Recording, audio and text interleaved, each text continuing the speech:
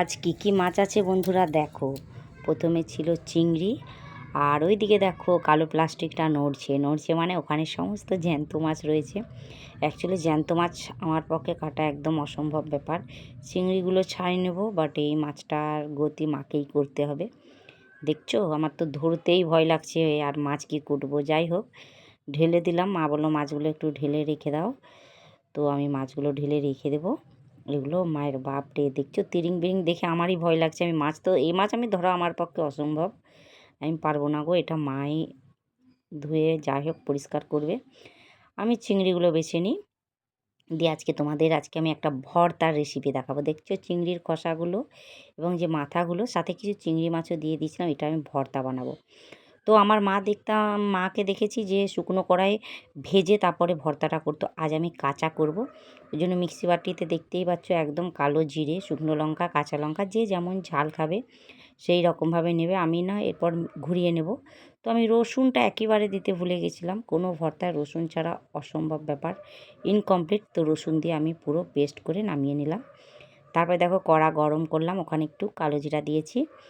এরপর এই চিংড়ি বাটাটা দিয়ে দেবো, আর লবণ একটু দিতে হবে। লবণটা বাটার সময় দিইনি, এই জন্য এখানে লবণ দেবো। যতক্ষণ না মোটামুটি শুকনো হচ্ছে নাড়াচাড়া করতে হবে। একদম যখন শুকনো হয়ে কড়া থেকে দেখবে উঠে আসে, তখন নামিয়ে নিতে হবে। এরকমভাবে একবার ভর্তা করে দেখবে বন্ধুরা, মাছটা ফেলে ভর্তা দিয়েই খাবে।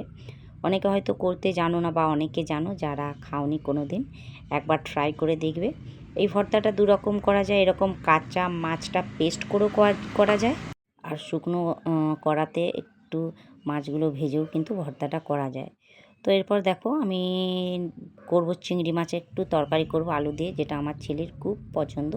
তো আমি চিংড়ি মাছগুলো ভেজে তুলে নিয়েছি, আর তোমাদের সেটা দেখানো হয়নি।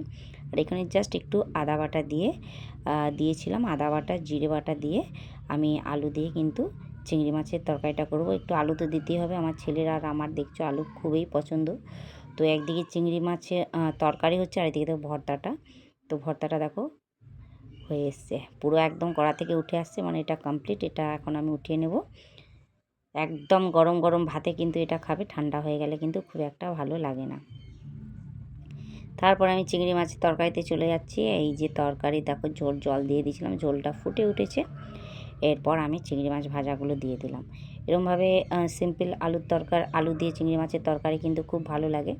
আমি সব কিছু দিয়েই বানাই, লাউ বলো, কুমড়ো বলো, সব কিছুতেই চিংড়ি মাছটা ভালো লাগে, কিন্তু আলু দিয়েও খেতে কিন্তু ভালো লাগে। চিংড়ি মাছটা আমি এবং আমার ছেলে খুবই পছন্দ করি। আর ওই মাছটা আমার আর রান্না করার সময় হবে না, মা রান্না করবে মাছটা। তো চিংড়ি মাছটা দেখো কমপ্লিট রান্না হয়ে গেছে। আর ওই মাছটা মা সর্ষে বাটা করবে, আর সাথে ছিল শাক ভাজা। এই হলো আজকের দুপুরের আমার মেনু। তো এটা সর্ষে বাটা দিয়ে দেখো মা মাছটা করেছিল, আমি আর ভিডিও করার সময় হয়নি, একটু কাজ ছিল বলে। আর এটা হচ্ছে সজনে শাক ভাজা। তো রান্নাগুলো বন্ধুরা কেমন লাগলো জানিও, আর আমার মতো কে মাছে ভীতু সেটাও জানিও। চলো বাই।